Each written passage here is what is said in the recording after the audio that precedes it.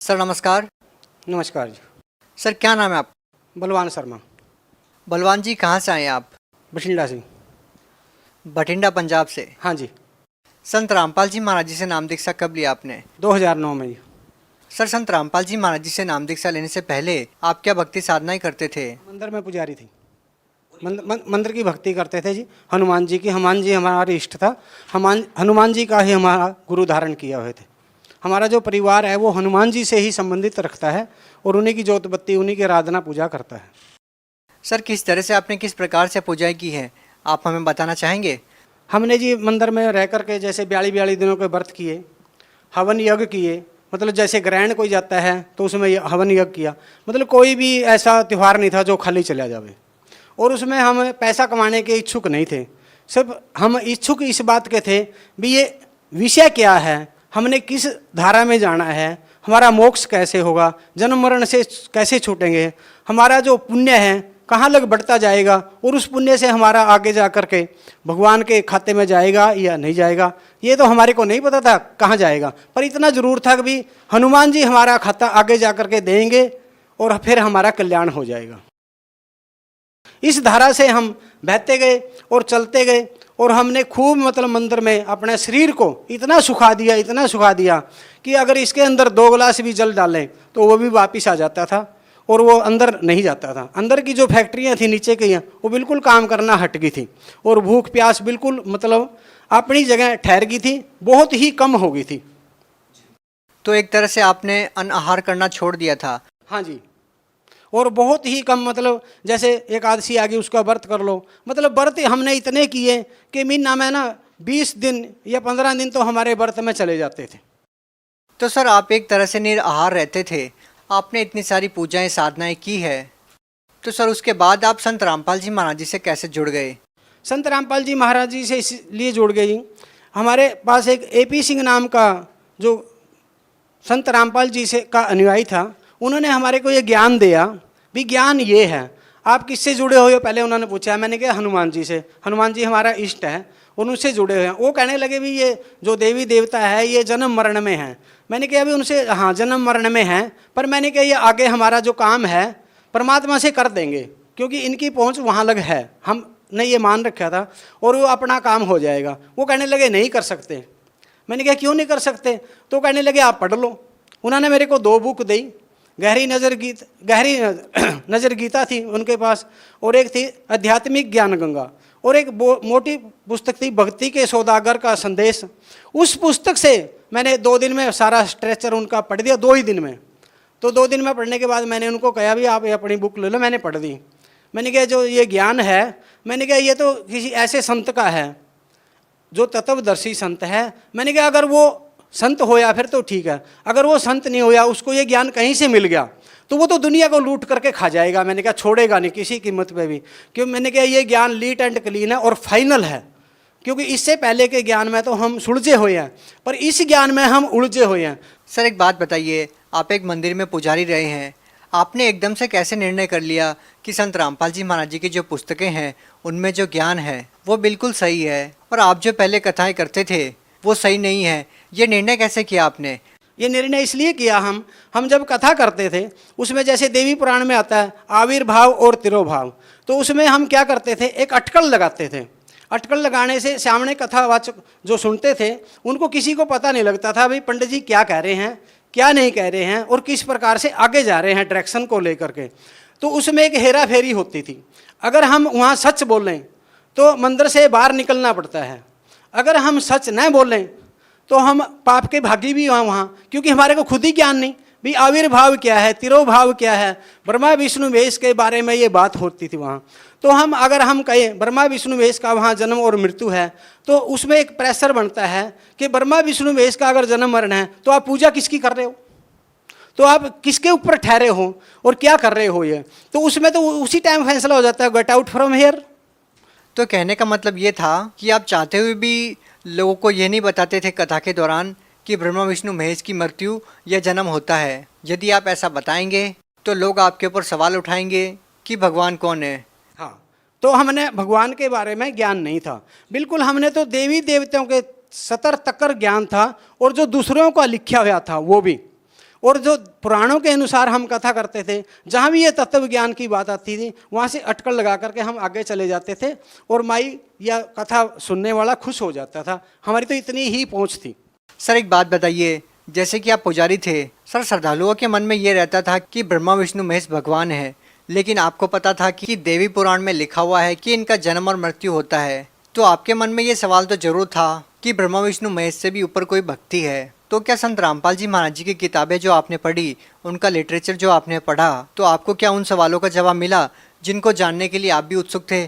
हाँ जी, उनके जवाब हमारे को मिले। जो हम संत रामपाल जी से ने हमारी जो ज्ञान की भूख थी वो बिल्कुल बिल्कुल ऐसे बिठा दी कि आपको और ज्ञान की ज़रूरत नहीं है और ये ज्ञान फाइनल है। अगर और किसी के पास कोई ज्ञान हो ऐसा तो गुरुजी हमारे कह रहे हैं कि भी मैं भी वहीं चल पड़ूंगा उस ज्ञान के पास और हम सारे चल पड़ेंगे। लेकिन मेरे को पता था भी जो अब ये ज्ञान है ये लीट एंड क्लीन है और फाइनल है, क्योंकि मैंने जो जहाँ जहाँ जिस तथ्य को लेकर के मैं अटके हुआ था इस पे तो हमारे को हनुमान जी ने मेरे को बताया था भी आप पिछले जन्म के जो ऋषि मुनि तपस्वी थे बड़े ज़बरदस्त थे, लेकिन मैंने उन्होंने कहा भी आप गिर गए वहाँ।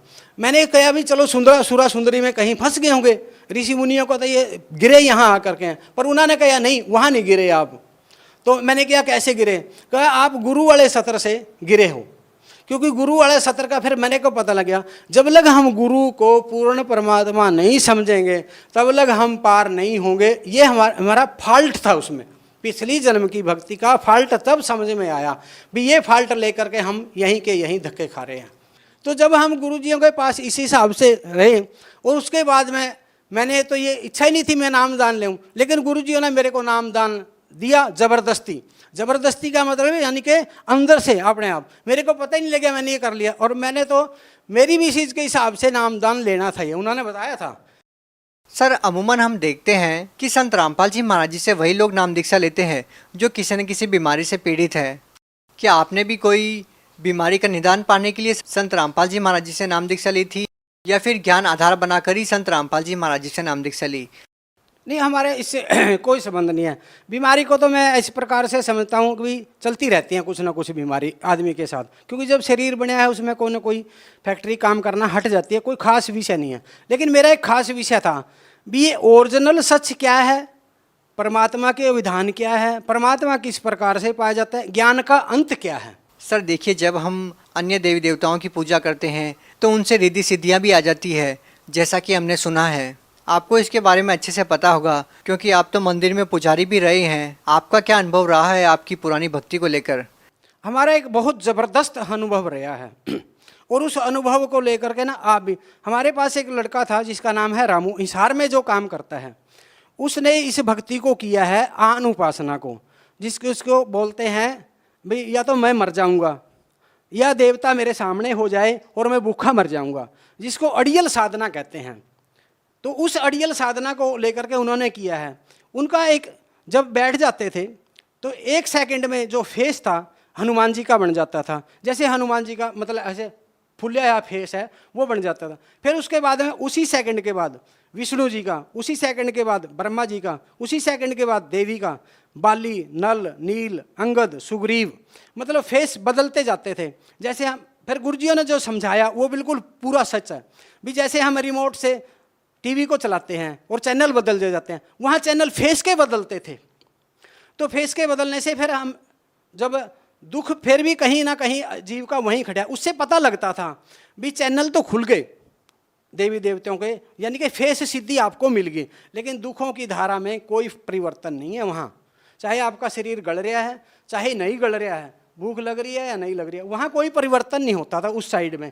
इस साइड में परिवर्तन होता था भी आप रिद्धि सिद्धि में यहाँ से यहाँ आ गए, यहाँ से यहाँ आ गए, यानी कि आपका रिद्धि सिद्धि का जो सतर था वो बढ़ता जाता था।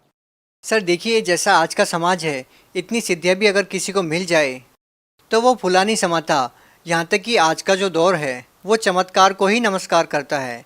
इतनी सारी रिद्धि सिद्धियाँ होने के बावजूद भी, जैसा कि आपने अपना अनुभव बताया कि देव देवताओं तक आपकी बातचीत हो जाती है, तो फिर ऐसे में लोग एक संत से नाम दीक्षा लें, वो भी एक साधारण संत से जिनकी वेशभूषा भी साधु संतों जैसी नहीं है। तो इस बात को लेकर आप क्या कहना चाहेंगे? क्या रिद्धि सिद्धियाँ अपने आप में लोगों को प्रभावित नहीं करती क्या? रिद्धि सिद्धि तो एक ऐसे है, अगर आपने समाज को अपने पीछे लगाना है, पैसा खींचना है, अगर अपना मतलब कुल नाश करना है, तो उस रिद्धि सिद्धि के जकड़ में आप रहिए। और आप जब आपका बैंक बैलेंस खत्म हो जाएगा तो आपका सब कुछ ड्रॉप हो जाएगा। जैसे एक तांत्रिक है, तांत्रिक का ऐसे सत्यानाश नहीं होता, उसका तीसरी पीढ़ी में जाकर के सत्यानाश हो जाता है। मैं आपको 50 उदाहरण ऐसे दूं जो तीसरी पीढ़ी में बिल्कुल ड्रॉप हैं। जैसे मंदिर का पुजारी है, मंदिर का पुजारी तीसरी पीढ़ी के बाद चल ही नहीं सकता, क्योंकि वहाँ पर लिखा है, जैसे विषम पिता में कहते हैं भाई पतित आदमी का दान नहीं खाना चाहिए। अब हमने दान के बारे में पता लगा भाई पतित आदमी का दान नहीं खाना चाहिए, इसका मतलब क्या होया भी दान कोई भी है, दान खाने से हमारी जो औलाद आगे पैदा हुई है वो उस दान से हुई है।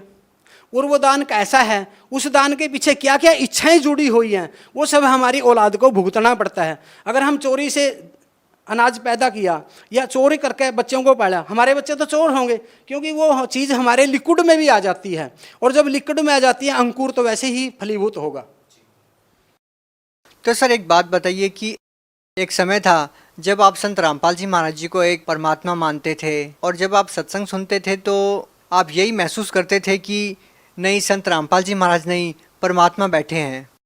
लेकिन आज जबकि संत रामपाल जी महाराज जी जेल में हैं, तो क्या आज भी आपकी आस्था वैसे ही है? क्या आज भी आप उसी नज़र से संत रामपाल जी महाराज जी को देखते हैं? हाँ, संत रामपाल जी पहले भी परमात्मा थे, अभी भी परमात्मा है, पर उसमें जो हमारे ग्रंथों में लिखा हुआ है उसके ऊपर आइए बिल्कुल सीधा। भी संत की करनी बल नहीं देखना चाहिए, उसकी कथनी में देखो, उसकी अगर कथनी को देख करके आप आगे चले जाओगे।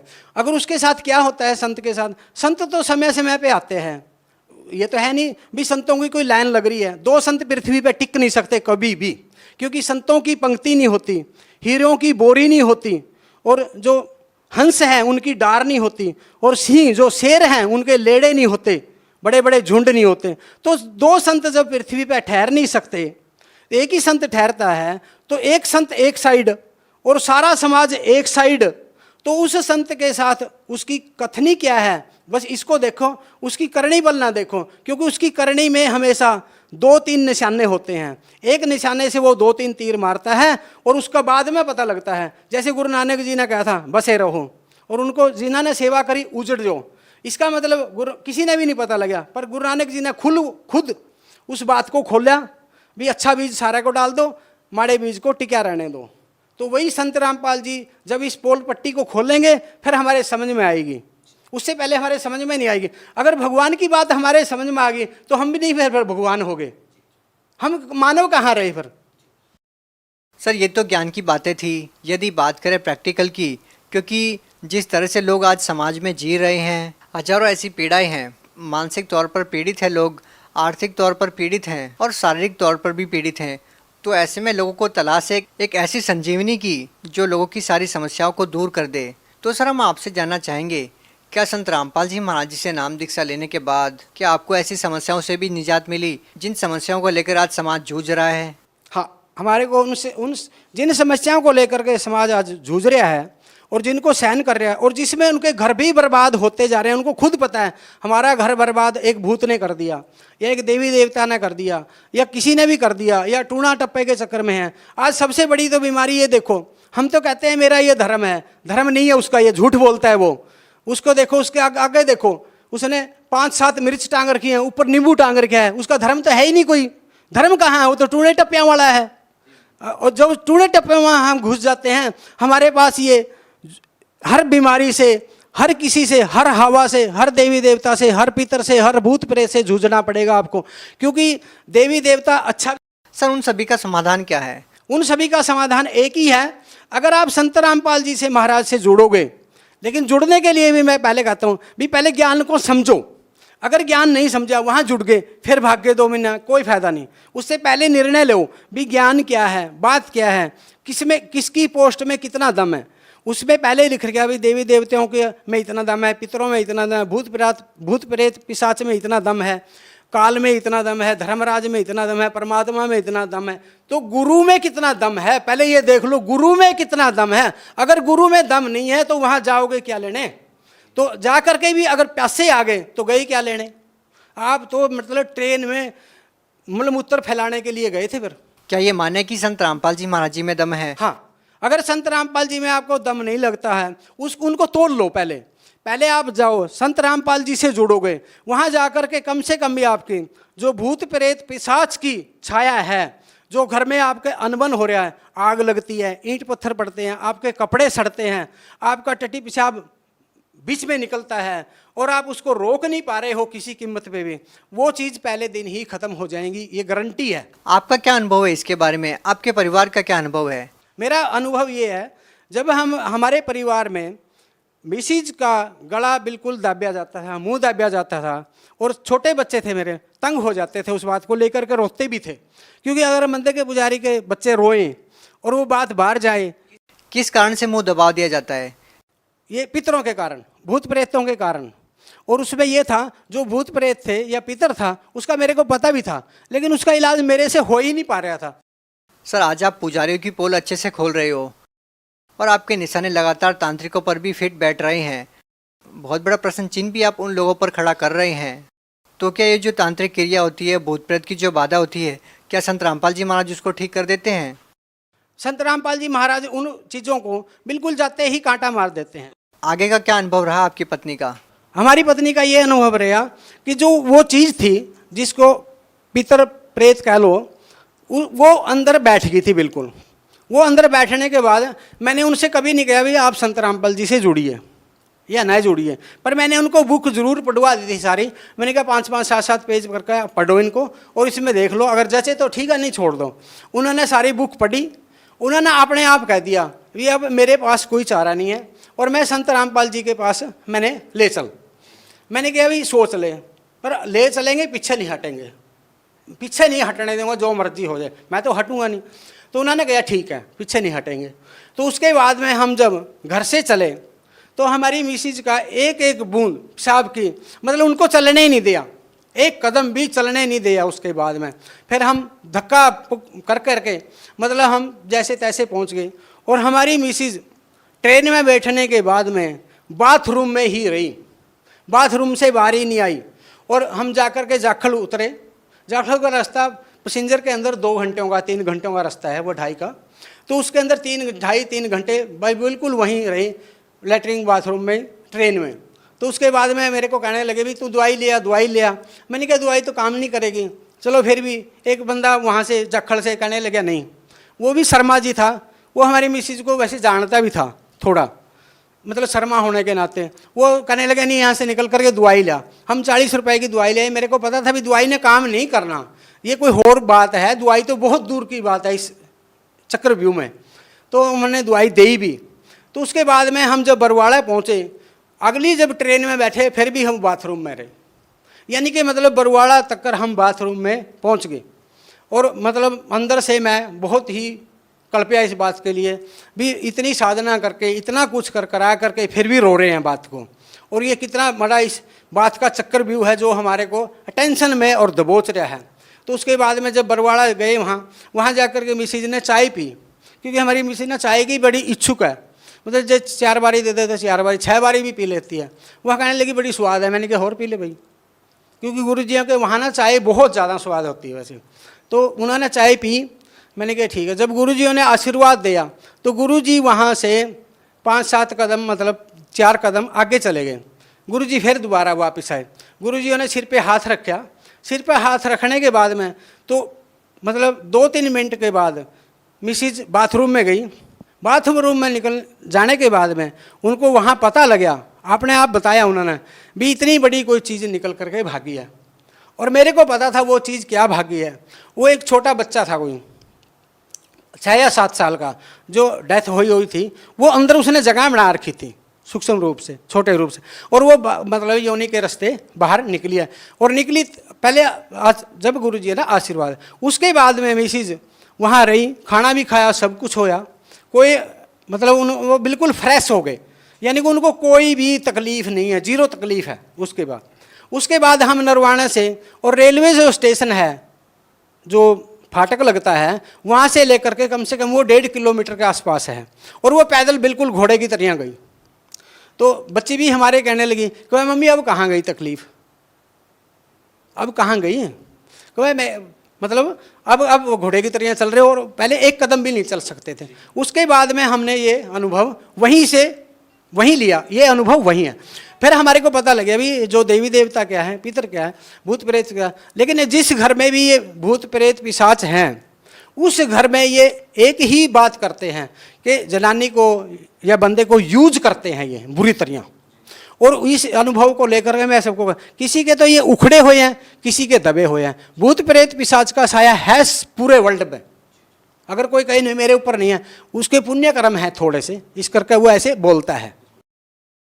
सर एक और बात आपसे पूछना चाहेंगे, हमने बहुत से ऐसे अनुयायियों से बात की है जो संत रामपाल जी महाराज जी से जुड़े हुए हैं। सभी का संत रामपाल जी महाराज जी को लेकर कुछ ना कुछ अनुभव रहा है। जब उनसे मिलते हैं, उनको दर्शन देते हैं, उनसे मुलाकात करते हैं, संत रामपाल जी महाराज जब उनको आशीर्वाद देते हैं, तो हम आपसे जानना चाहेंगे कि संत रामपाल जी महाराज जी से जब आप पहली बार मिलते हैं तो आपकी क्या बातचीत होती है, कैसा आपका अनुभव रहता है?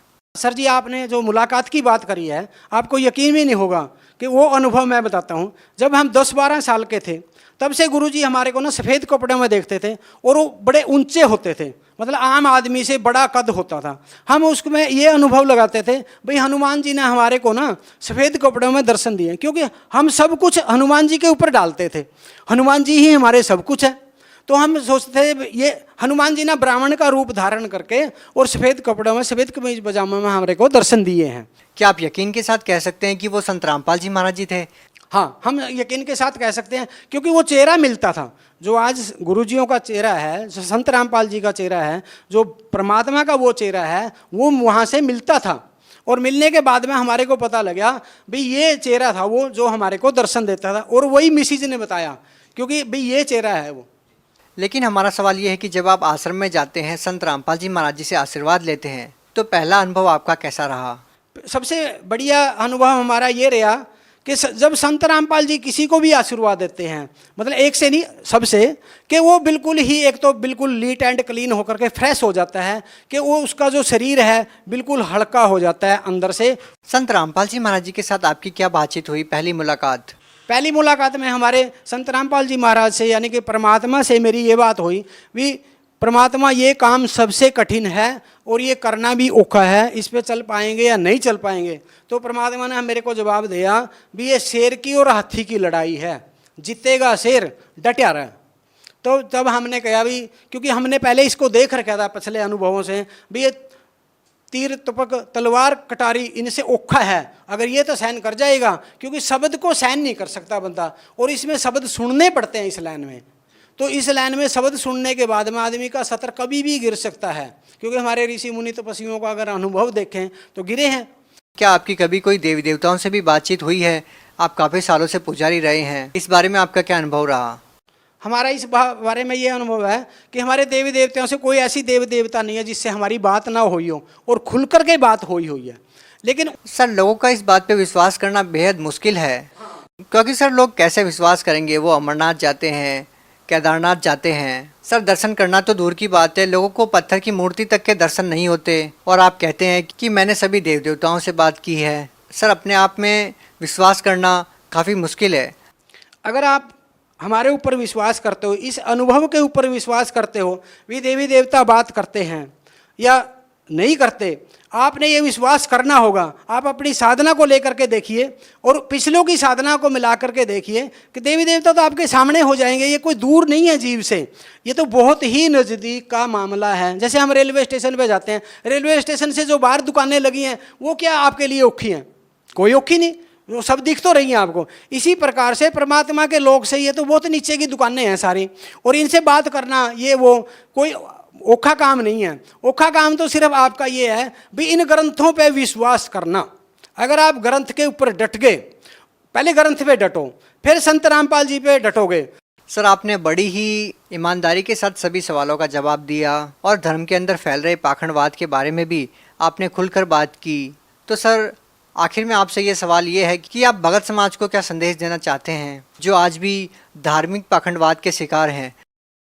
मैं भगत समाज को प्रार्थना करना चाहता हूँ। संदेश तो संत रामपाल जी ने इतना दे दिया कि कोई ऐसा कोना नहीं छोड़ा जहाँ संदेश ना पहुँचा हो। लेकिन यहाँ पर मैं ये कहना चाहता हूँ समाज को, भाई बार बार यहाँ कुछ ना कुछ घटना हर रोज वापर रही है संत रामपाल जी के प्रति या उनके अनुयायियों के प्रति। मतलब अनुयायी भी जैसे तैसे कर करके प्रचार कर रहे हैं, संत रामपाल जी तो है ही प्रचारक। तो उसमें सबसे पहले हमने ये देखना चाहिए भी ये कहना क्या चाहते हैं, कह क्या रहे हैं। 80 रुपए की बुक हमारी छपती है, हम 20 रुपए में उसको दे रहे हैं, उसमें कोई एक ऐसा शब्द देखो जो संत रामपाल जी ने अपने पल्ले से लिख दिया हो, वो निकाल लो कमी। तो हमारा ग्रंथ को अच्छी तरह से पढ़ करके और फिर संत रामपाल जी से जुड़ो या किसी से भी जुड़ो, लेकिन उसको बिल्कुल तोड़ लो, आप लीट एंड क्लीन हो जो। और लीट एंड क्लीन होते ही आपको जो सुख की लहर है वो उसी टाइम दौड़ जाएगी कनेक्शन होने से, क्योंकि जैसे स्विच ऑन ऑफ करो, लाइट आ गई चली गई। बहुत बहुत धन्यवाद सर। सत्य।